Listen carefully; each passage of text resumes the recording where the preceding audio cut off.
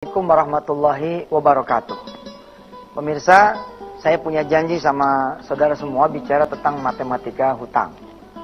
Wah, ini kalau sudah bicara tentang matematika hutang lewat matematika sedekah, emang seru nih. Ya, kita langsung lihat. Masih ingat kan kisah tentang Mustafa? Ya. Kisah tentang Mustafa ini seperti kisahnya Imam Basri di urusan matematika sedekah. Punya roti satu, semuanya dia sedekahkan. Sementara dia bertiga, dia, istrinya, pembantunya. Satu roti kan tidak cukup nih. Lalu Imam Hasan bilang, udah bagi aja deh, keluar nih roti. Begitu dibagi keluar, kemudian datang tamu, ya, ke Imam Hasan membawa roti kira-kira 8 biji. Membawa roti kira-kira 8 biji. Atau 2 biji, menurut yang kisah yang saya dengar adalah 2 biji. Nah, ketika dia datang ke Imam, ya Imam, saya punya hadiah buat engkau, roti bikinan saya punya istri. Dibuka sama Imam, rotinya cuma 2. Imam bilang, oh ini bukan punya saya. Ini bukan buat saya. Loh, enggak, memang buat engkau ya Imam. Enggak, bawa pulang aja. Ini bukan buat saya. Orang ini mikir, kenapa Imam menolak? Oh mungkin karena kurang. Padahal orang ini melihat, Imam itu kan sendiri sama istrinya 2, maka dia bagilah 2. Orang ini tidak ngitung pembantunya. Tambah lagi orang ini tidak menghitung, bakalan datang tamunya Imam 6 orang. Yang kelihatan aja nggak dianggap sama tuh orang, apalagi yang belum datang. Nah, tapi orang ini inisiatif, kenapa Imam nolak? Barangkali kurang, dia tambahlah 8, sehingga jumlahnya 10. Balik lagi orang ini ke Imam. Imam, maaf tadi mungkin kurang banyak, karena itu engkau menolak. Serahkan, dihitung sama Imam nih. Tua, gapat, malam, jupan, lalu oke.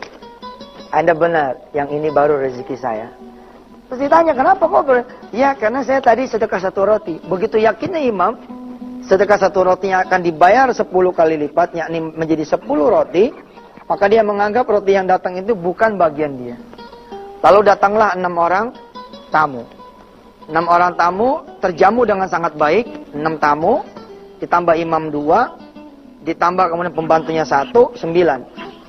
Sisa berapa pemirsa? Sisa 1. 1 ini kemudian kembali lagi balik ke lemari. Subhanallah. Matematikanya Mustafa, ya, yang kemarin kita sama-sama pelajari adalah matematika 10 dikurang 10.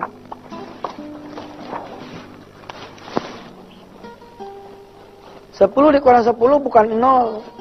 Tapi becoming 100. Bakal jadi 100. Saya ulangi sedikit di episode kali ini. 10 dikurang 1. Di sini 9. Tapi 1 dikali 10. Sehingga saldo akhirnya 19. Kalau ini diganti jadi 2. Di sini jadi 8. Di sini 20. Di sini jadi 28. More you give, more you get. 10 dikurang 1, 19. 10 dikurang 2, 28.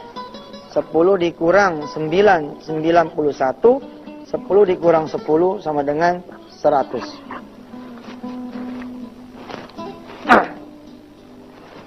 Pemirsa, sepulangnya saya dari rumah Mustafa, saya yang saat itu hidup penuh dengan hutang. Saya yang saat itu hidup penuh dengan persoalan hidup. Menjadi malu dengan Mustafa. Saya sendiri punya utang sama Mustafa itu. Kurang lebih waktu itu utangnya sekitar 70 juta di tahun 2003. Dengan beliau saja tuh. Belum sama yang lain-lain. Ampun subhanallah. Saya pulang ke rumah, tidak ada harta saya yang berharga. Kecuali rumah. Ini 2003 nih. Tapi rumah ini punya mertua. Rumah ini punya mertua. Sulitlah saya ngajak ngomong mertua untuk urusan sedekah rumah. Saya punya TV ama punya kulkas. Saya bilang sama istri saya, Dek, gimana kalau TV kita sedekahin? Kulkas kita juga, kita sedekahin. Istri saya bilang, jangan Pak, punya emak juga. Ya, ternyata punya mertua saya juga nih. Yang saya punya itu buku. Yang saya punya buku. Saya tahun 2003 alhamdulillah sudah menulis kira-kira 23 buku. Karena malu dengan Mustafa, saya ikrar nih, janji sama Allah. Ya Allah, saya mau ngomong sama istri saya, royalti buku-buku saya akan saya sedekahkan untukmu ya Allah 100%.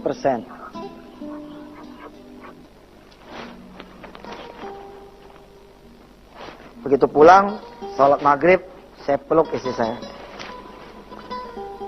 Saya bilang sama istri saya, Dek, kalau kakak punya 10, kalau kakak punya 9 pintu kontrakan, insya Allah kakak bakal sedekah 10. Yang satunya kakak ngutang sama Allah. Tapi kontrakannya nggak ada. Yang kita punya adalah buku. Buku itu ibarat kebun. Kalau kebun itu berbuah, maka buahnya bisa disedekahkan. Buku pun seperti itu. Kalau nanti sudah terbit, ada royaltinya. Kira-kira besarannya 10% dari harga buku. Nah inilah yang akan saya sedekahkan. Saya bilang sama istri saya, bagaimana kalau 23 buku,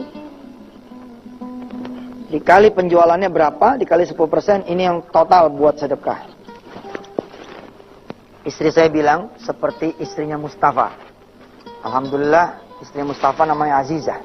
Istri saya namanya Maimunah. Istri saya bilang sama saya, kakak yang jadi imam. Kakak bilang seperti itu, ya saya sami'na wa ta'na. Terus istri saya bilang begini, kakak udah hitung, nanti susunya anak-anak kita gimana? Susunya anak kita gimana? Saat itu saya masih punya satu anak, namanya Wirda. Ini butuh susu nih anak saya. Terus saya bilang nih sama istri saya, seperti yang udah-udah, mah, seperti yang udah-udah, Dek, biarin sajalah urusan susu, urusan Allah Subhanahu wa Ta'ala. Berangkatlah saya kemudian ke penerbit. Saya berangkat ke penerbit dengan maksud bicara sama beliau bahwa royalti buku saya akan sedekahkan. Bukan 10%, tapi 100%.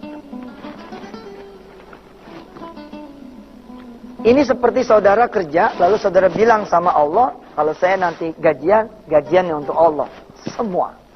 Ini ibarat saudara punya toko, lalu saudara bilang sama Allah, kalau toko ini nanti laku, maka duit tokonya untuk Allah. Atau isinya toko ini untuk Allah. Saudara bisa? Kalau saudara bisa, maka 10 dikurang 10.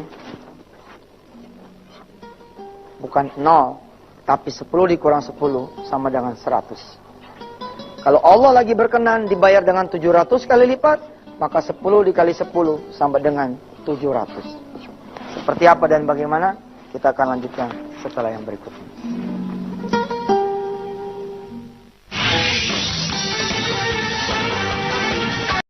Kita nggak bisa yang tinggi, ya.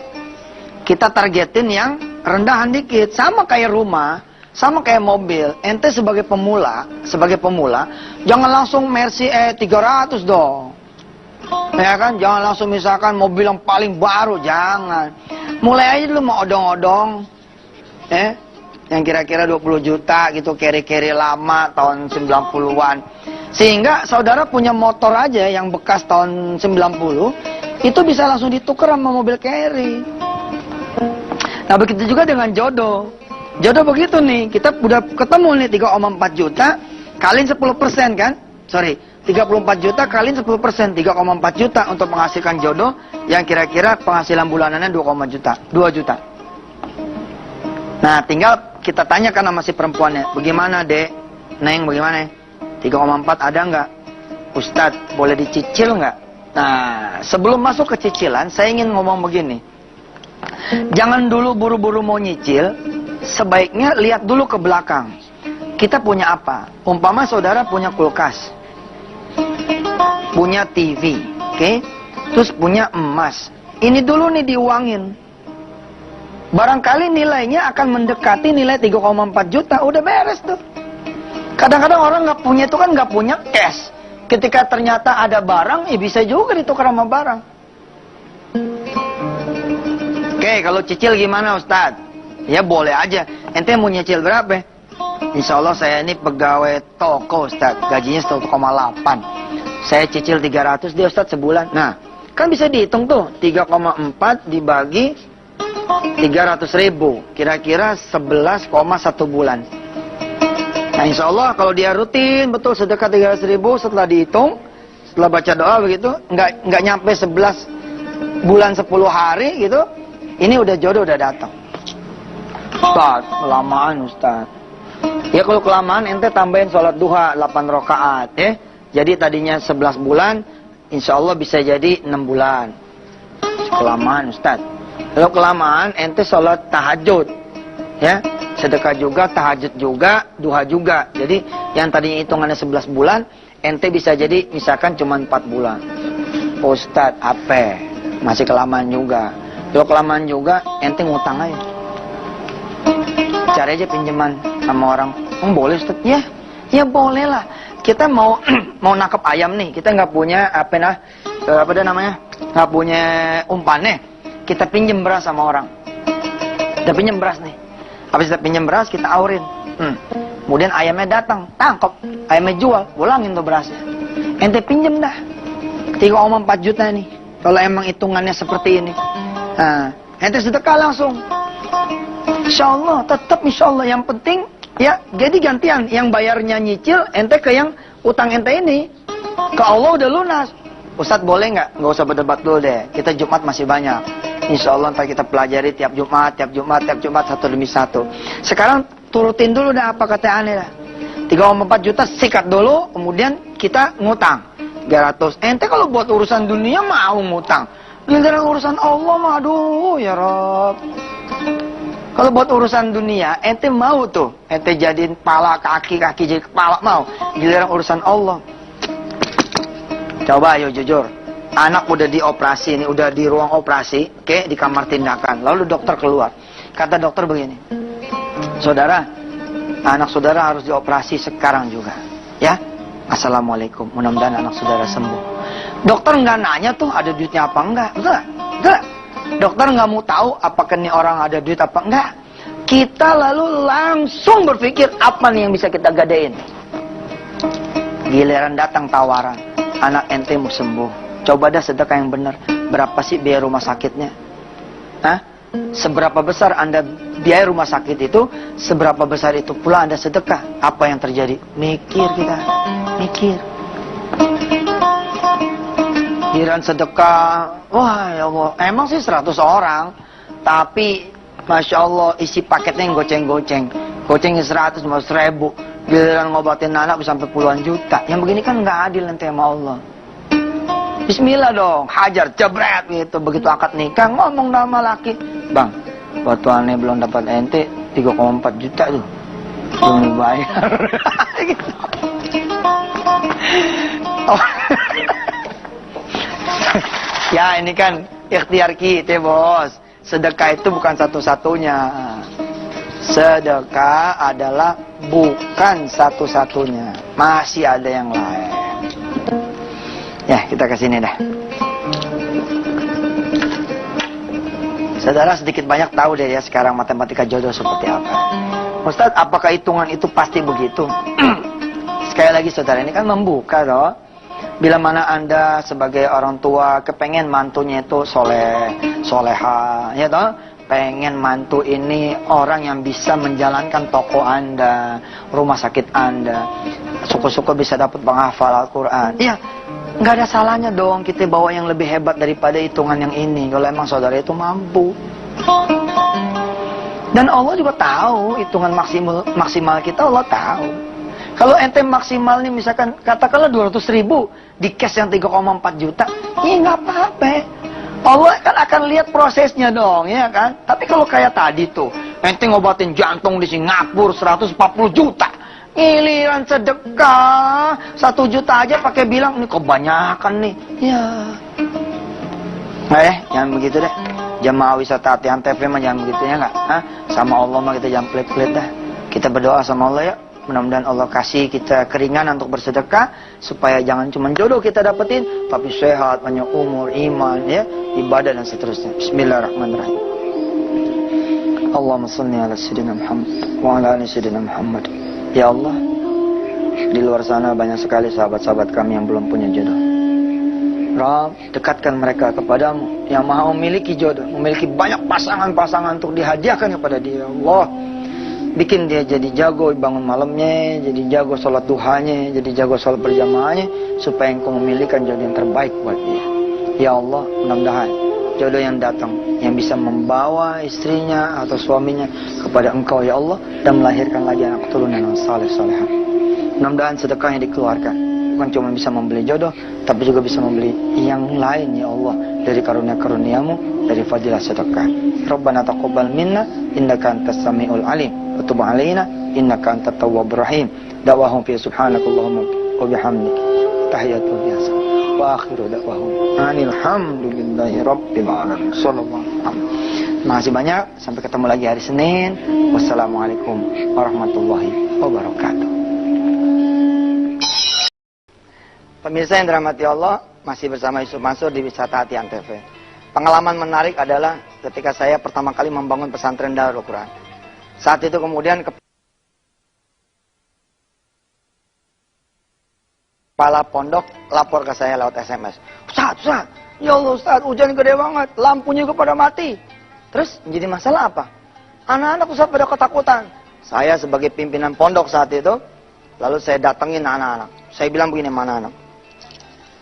Saya datang ke depan asrama anak-anak. Woi, ayo keluar. Anak-anak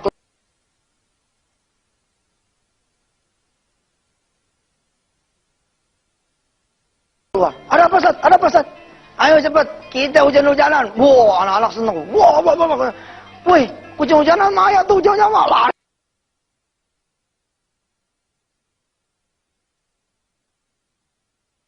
Anak-anak semua pada lari sama saya, kita lewati pematang sawah, kita lewatin kemudian empang segala macam.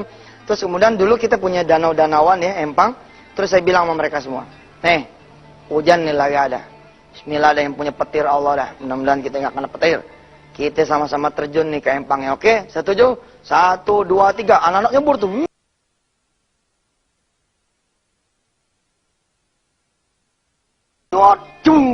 Saya bilang di dalam kolom ini, Anda semua anak-anak ayah berdoa kepada Allah agar kalian bisa menjadi penghafal Al-Quran.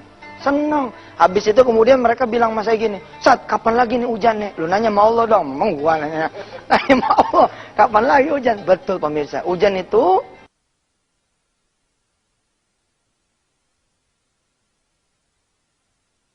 ya berasal dari langit. Wa banaina fawqakum sab'an shidada. Dan kalau saudara tahu, ini langit penuh dengan keajaiban Allah. Terkandung di makna syidada ini adalah Masya Allah. Kita yang ngaji dah ya.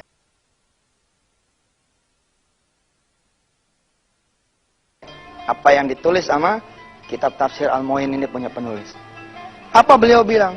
Sab'a samawatin qawiyatin muhkamatin la yatatarraqu la yatatarraqu ilaihinna syukukun wala futurun ala mamarriz zaman ila ayatiya amrullahi ta'ala. Pemirsa kalau mau tahu detail, nanti tinggal cek di website wisatati.com. Secara umum saya kasih tahu kepada saudara adalah langit ini penuh dengan keajaiban.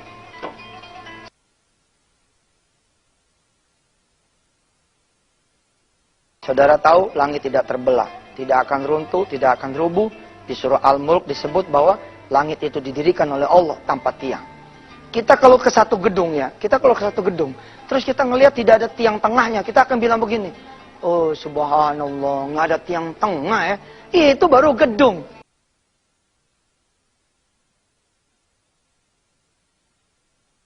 Sekarang Anda pikirkan, what do you think ketika Anda melihat langit ini tanpa tiang? La haula wala quwata illa billahil aliyil azim. Maka air hujan itu adalah juga fenomena dari Allah Subhanahu wa taala, keajaiban Allah Subhanahu wa taala. Tugas para ilmuwan dan kita semua adalah mempelajari dan kemudian memetik hikmahnya. Pemirsa,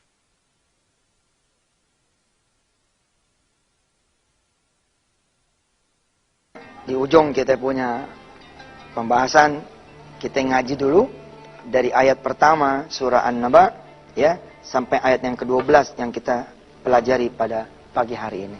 Saya berharap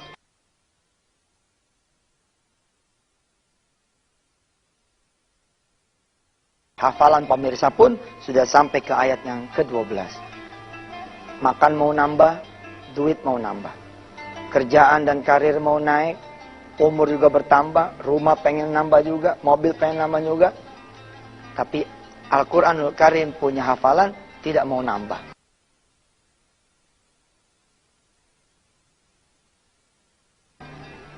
Kita harus malu sama Allah Subhanahu wa Ta'ala. Ya, mari kita baca pemirsa. Nanti minggu depan berarti ya kita akan membahas tentang bagaimana umur kita nambah tapi juga hafalan kita bertambah. Dan besok hari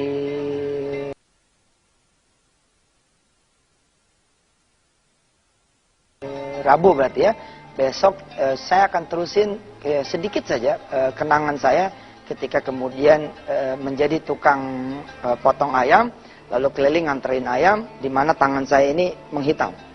Nah, tapi ceritanya besok kita tutup, kita punya kajian talim pada pagi hari ini dengan bacaan surah An-Naba ayat 1 sampai dengan ayat ke-12. Silakan disimak. A'udzu billahi minasy syaithanir rajim. Bismillahirrahmanirrahim. Amma yatasaalun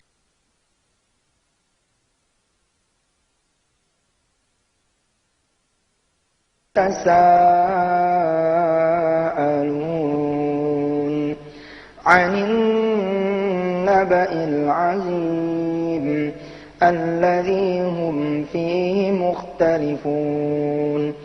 كلا سيعلمون ثم كلا سيعلمون ألم نجعل الأرض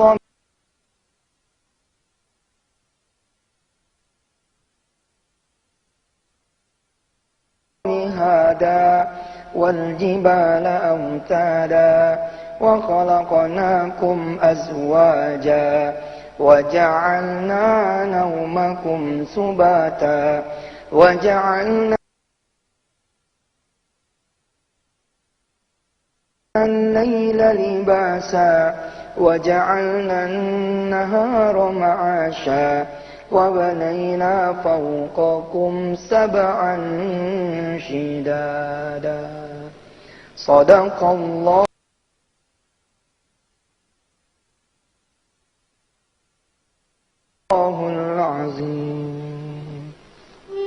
Pemirsa hafalin satu hari satu ayat, juz amma, insya Allah 2 tahun kelar.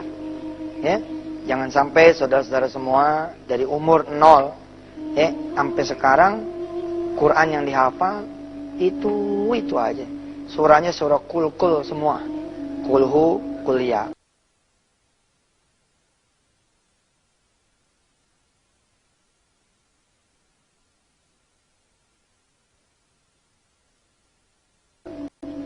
Qul a'udzu birabbil falaq, qul a'udzu birabbin nas.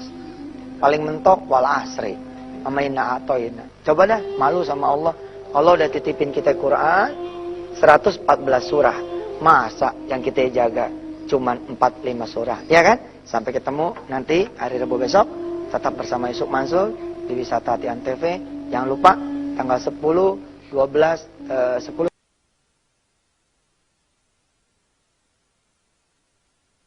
11 Desember, insya Allah kita adakan off air Wisata Hati Antv. Tempatnya lagi dicari, kita cari yang gratisan pemirsa.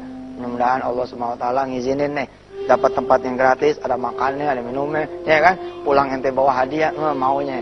Berdoa sama Allah, mudah-mudahan nanti ada informasi lebih lanjut.